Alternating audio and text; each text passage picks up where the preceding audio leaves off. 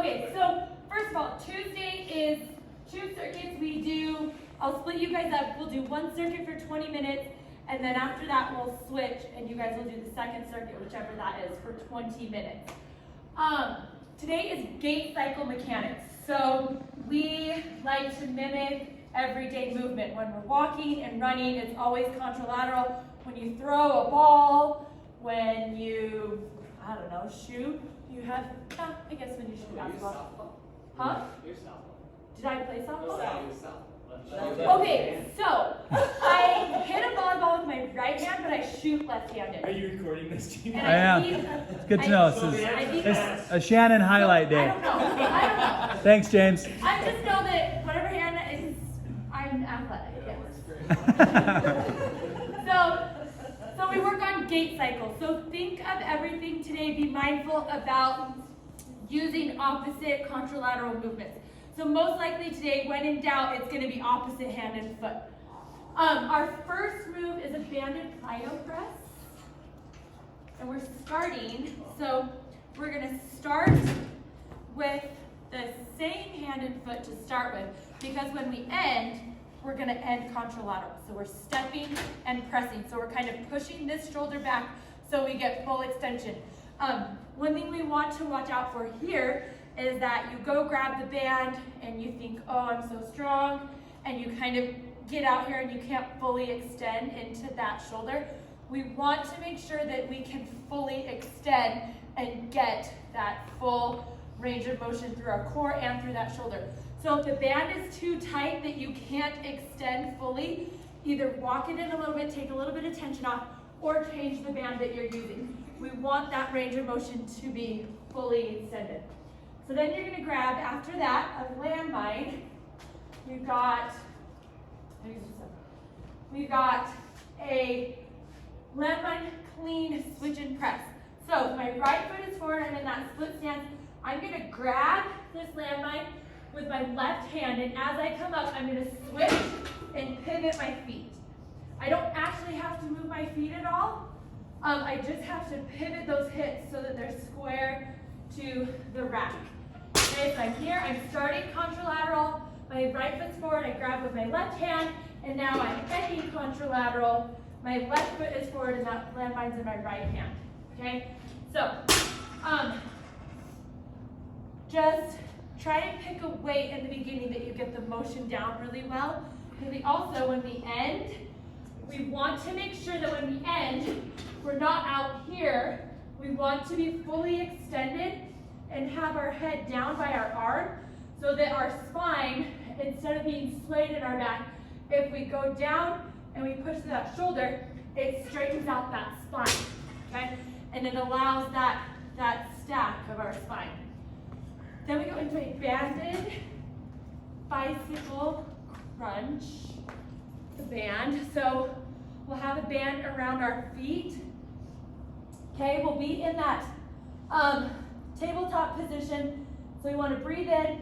As we exhale, we're tilting that pelvis a little bit forward and we're rising just our shoulder blades off of the ground so that our core is in, and then we're going opposite hand, or opposite elbow and knee. And that bands around our feet so it adds a little bit of resistance on that extension as we go. So we're inhaling and exhaling as we extend and bring our knee to our elbow. After that, we grab our weighted bar, which, okay, so on circuit one, the first two are in here, everything else is out on the field to the right side. So the weighted bars are out there. We're going to grab a weighted bar, okay? And we're going to do a weighted bar walking lunge with rotation.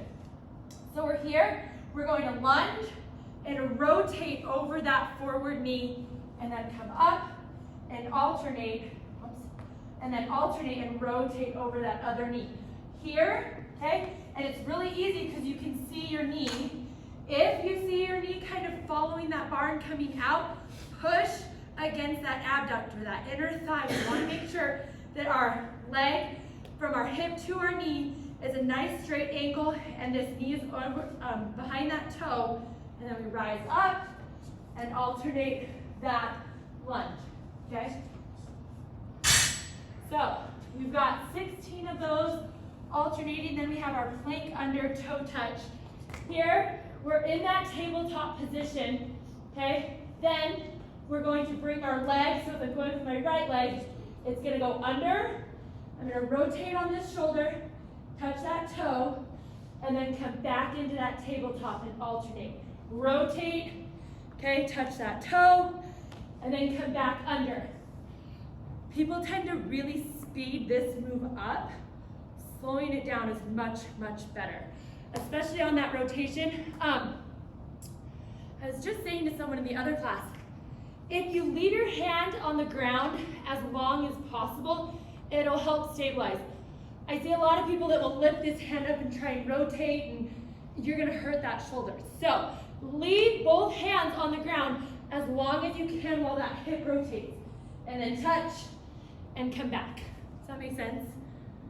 So yeah, because we want to, not everybody has great shoulder mobility, and so we want to protect that rotator as much as we can. So stabilizing with that other hand for as long as possible is best. So we have 12 of those alternating. You're just gonna go 1, 1, so basically 6 on each side. Then we have the ladders. So circuit 2 is all on the field, this left side of the field. And we just have scissors all the way down. Down, back, down, back. So 2 rounds. Down and back is a round. Then we have our alternating kettlebell split stance swing.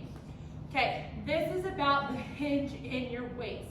I'm still seeing a lot of people use a squat in this, and I want you guys to use a hinge. So let that kettlebell go, as you bring it back, let that hip go back. So think of sitting this hip back. So you're gonna be contralateral. So if it's in my left hand, my right foot's forward, I'm gonna hinge and come up. So it's that hinge and extension of my hip that's actually moving this weight, that's making it a little easier, okay? So you're gonna do that alternating, oh, out of breath. 16 alternating on those. Then we go into a glute bridge. We can take that same kettlebell, or if you wanna grab a different weight, you can. We're gonna go into that bridge. Okay, when we're bridging, we pull that core in, we tilt those hips as we come into that bridge. Okay, and from here, we're gonna go overhead, and then one knee at a time comes up, okay? We don't need to bring this knee all the way in, because it will change the angle of your hips, but we just need to make sure that as we exhale, we're bringing that core all the way in, and pushing hard through the heel of that stabilizing leg. So we don't want our hips to start dipping as soon as we take one leg off of the ground. So drive hard through that other glute. Then we have a renegade row. So you have 2 dumbbells, okay? You're gonna be here, you're gonna row 8 times, and then you're gonna do 20 mountain climbers, okay? Making sure that your back stays nice and flat, you're not bouncing too much, and then 8 more, and then 20 more mountain climbers. So you're just gonna do that 8 and 20 twice. It's a wall ball seated abdominal twist. So you've got wall ball, okay, feet on the ground, and you're gonna twist, inhaling as you come to the side, exhaling as you come back to center. Inhale, exhale, inhale, exhale. And that's it. And then you're running. Okay, and then we have, yes, so we have 6 field sprints at the beginning, when we switch circuits in the middle, and then at the end. So if you really want, you can trade those out for a 4 field laps. Is that what you said? We did 3 or a street run. Okay, so if you don't want to do the sprints, you can trade them out for 3 field laps or a full street run.